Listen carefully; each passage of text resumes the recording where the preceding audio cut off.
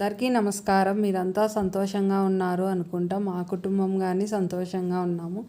ఇది వచ్చేసి శనివారం రోజు తీసిన వీడియో. నేను శనివారం వచ్చేసి లక్ష్మీనారాయణకి గోవిందనామాలతోనూ లక్ష్మీదేవికి అష్టోత్తరాలు చదువుకున్నామని. మనం లక్ష్మీనారాయణ పూజ చేసేప్పుడు ఎప్పుడే కానీ స్వామికి ఒక్కటి చేసి వదిలిపెట్టద్దండి. అమ్మవారికి కానీ చేసుకోండి, చాలా మంచిది. అమ్మ నాన్న ఇద్దరిని కొలిస్తేనే మనకు మంచి ఫలితాలు ఉంటాయి. ఏదో నాకు తెలిసిన విషయం చెప్తాను. ఇప్పుడు గోవిందనామాలు చదువుతాం కదా, మళ్ళీ లక్ష్మీ అష్టోత్తరాలు కానీ చదువుకోండి. లేదనుకో లక్ష్మీ అష్టకమైన లక్ష్మీదేవి మీద ఏదో ఒకటి చదువుకోండి, చాలా మంచిది. మళ్ళీ వచ్చేసి ఇంకా శనివారం రోజు వచ్చేసేసి ఈ విధంగా నేను పుష్పాలు తులసితో గోవిందనామాలు చదువుకొని లక్ష్మీ అష్టకం చదువుకున్నాను. గోవిందనామాలు శ్రీనివాస గోవింద ఉన్నాయా, గోవిందనామాలు చదువుకున్నాను. మళ్ళీ నమస్తే శ్రీ మహామాయే శ్రీపీఠే సురపూజితే అది వచ్చేసి చదువుకున్న. మందారాలు, చామంతులు, తులసి ఎంత బాగున్నాయి కదా, నిండుగా ఉంటుంది కదా పూజా గది. ఇట్లా పూలుగానే ఉంటాయినా అన్నీ మన చెట్లలోటివే చూడండి. చామంతులు మన చెట్లోటివి కాదులేండి, కొనిండేటివి. మనకు వచ్చేసి ఇట్లా ఈ విధంగా పూజా గది వచ్చేసి మనకుండే. లేదనుకో పసుపు కుంకుమ అక్షింతలు ఉన్నాయనేసి చాలా పూజ చేయకూడదు.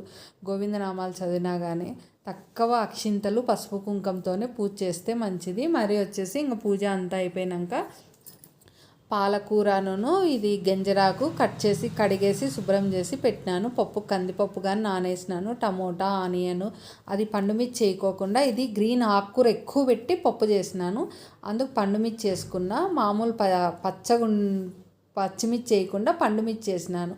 మళ్ళీ వెల్లుల్లి, ఉప్పు, పసుపు, చింతపండు, ఇంకా కందిపప్పు నానేసుకుంటాము. ఇంకా ఎనిపేసి పోపు పెట్టేసుకునేది ఉడికిన తర్వాత. ఇది వచ్చేసి బీపు రొట్టి అంటారు.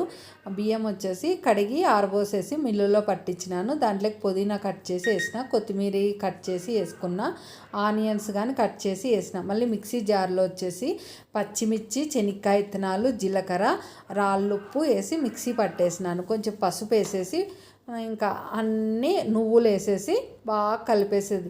జీలకర్ర కచ్చా పచ్చగా అయితే బాగుంటుంది అనేసి శనక్కాయ విత్తనాలు కానీ అంతే కచ్చా పచ్చగా ఆడించుకొని మిక్సీకి పట్టేసుకొని ఈ విధంగా చల్ల నీళ్ళతోని కలిపేసుకుంటేనే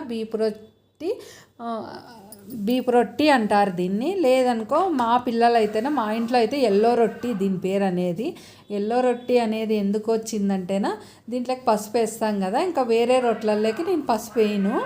అందుకు మా పిల్లలు వచ్చేసి దీన్ని ఎల్లో రొట్టి అని పేరు పెట్టినారు. మనం పప్పు చేసేప్పుడు కంపల్సరీ కొంచెం మెంతిపొడి వేసుకోండి, మంచిది కదా, మనకు ఆరోగ్యానికి మంచిది. దాన్ని పప్పు కానీ బాగా టేస్టీగా ఉంటుంది. ఇంకా పప్పు ఉడికేది అంతా తీయాలంటే కొంచెం టైం ఎక్కువ అవుతుంది.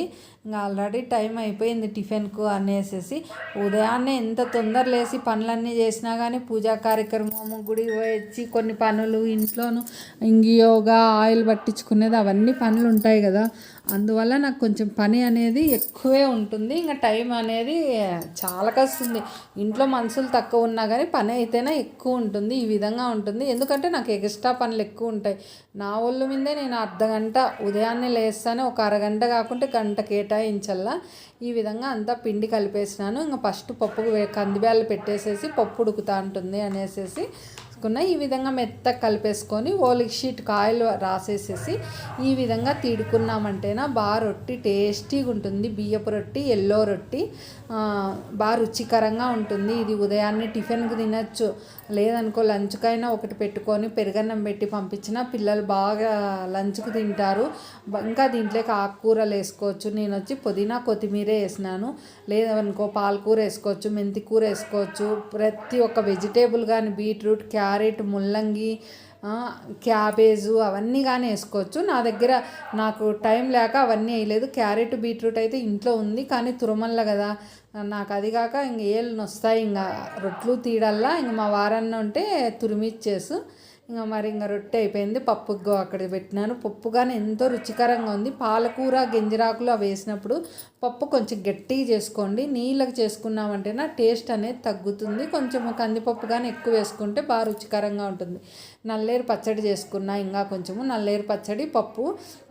నల్లేరు పచ్చడి చేసేప్పుడు నల్లేరు మన చెట్లల్లోదే. ఇది ఫస్ట్ చేతికి బాగా ఆయిల్ అప్లై చేయండి. చేతులకు ఆయిల్ పట్టికోకుంటే దురద వస్తుంది. ఈ విధంగా నిదానంగా దీన్ని పీచు పదార్థము పీచు ఎక్కువ ఉంటుంది, ఈకలీకలుగా ఉంటుంది. దాన్ని అంతా ఇట్లా పైన తొలిసేస్తే లోపల కానీ పీచు ఎక్కువ ఉంటుంది. పీచు పదార్థం తినడం వల్ల ఆరోగ్యానికి కానీ మంచిది. ఆకులతో పాటు బాగా ఏం చేస్తాను, ఫస్ట్ వచ్చేసి ఇంకా రొట్టి చేసినాం కదా, అదే పెనం పైన శనక్కాయ విత్తనాలు, మళ్ళీ వచ్చేసి ఎండుమిర్చి, ధనియాలు, మెంతులు, జీలకర్ర, మిరియాలు అవన్నీ వేసేసి వెల్లుల్లి రెబ్బలు, మళ్ళీ రాళ్ళుప్పు, పసుపు, నల్లేరు అన్నీ చేసుకొని మిక్సీ పట్టేసుకొని కొంచెం ఆనియన్స్ ఎక్కువ వేసుకొని పోపు పెట్టుకున్నామంటే బాగా రుచికరంగా ఉంటుంది. మేము పోపు పెట్టుకోము అనుకునేప్పుడు వచ్చేసేసి నల్లేరు పచ్చడికి కచ్చపచ్చగా అయినా కానీ అట్లే మిక్సీలో ఆనియన్స్ పెద్ద పెద్ద కట్ చేసి మిక్సీలో వచ్చేసి కచ్చపచ్చగా అయినా కానీ ఆడించుకున్నా కానీ బాగుంటుంది. దీంట్లోకి బాగా మెంతులు వేసింటాము, జీలకర్ర, చింతపండు అన్నీ వేసింటాం కదా, ఇంగు వేసేసి పోపు పెట్టుకునేది. నేను పోపు అయితే పెట్టినాలేండి ఈసారి.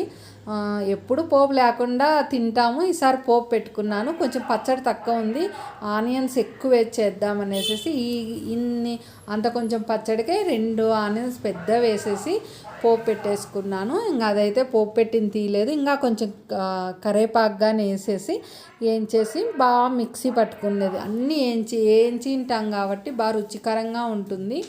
ఇంకా వచ్చేసి ఈ విధంగా పోపు పెట్టేసుకున్నామంటే బాగుంటుంది.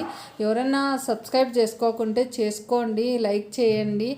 మీరు లైక్ చేయడం వల్ల మరొకరు కానీ కొంతమంది చూస్తారు నా వీడియోలో ఏదో ఒకటి నచ్చింటుంది కదా, లైక్ చేయండి తప్పకుండా. మనం మరొక వీడియోలో కలుద్దాం.